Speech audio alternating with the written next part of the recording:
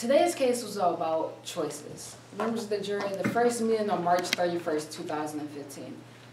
You have the transcript in front of you, and when you go back to deliberate, you can read over it. Members of the jury, Corey Hyde or Officer Keenan never mentioned the word bribe in this whole entire transcript. But yet Mr. Bancroft said, from that conversation, I got the idea that I needed to bribe the commissioner. And members of the jury, let's go on to the next meeting. You actually heard that Avery Bancroft had a meeting with his head of security, Danny Hoyt, on April 12th. He set up security, made sure there was no cameras, made sure that he could not be recorded. Why?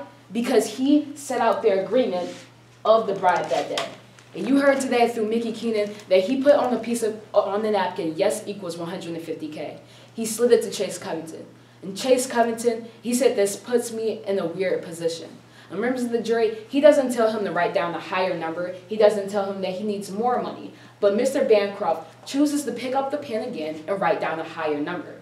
And what happens in the next meeting? Chase Covington, the person that he is supposed to bribe, the person that he says that he felt so much pressure to give money to, he doesn't even show up. Members of the jury, at that point, he had an opportunity. He had an opportunity to go back to his office, put the money away, and could have ended it there. Hopefully his proposal got through, but members of the jury, that is not what you heard today. You heard that the defendant made a choice to go and seek out Chase Covington and go and give him a bribe.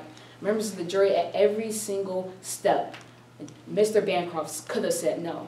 Members of the jury, the opposing counsel came up here and said, where was the reluctance? But members of the jury, the defendant had a choice today to tell you that he simply at any moment said no.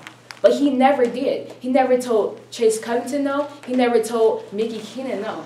He could have simply said no, but he didn't. He willingly made this bribe of his own choice. And that is why we are here today. And do not let him pass the blame on Officer Keenan, because he had every opportunity to make his own decisions, and he did. And find him guilty for the actions that he took. Thank you. Thank you, Ms. Harris.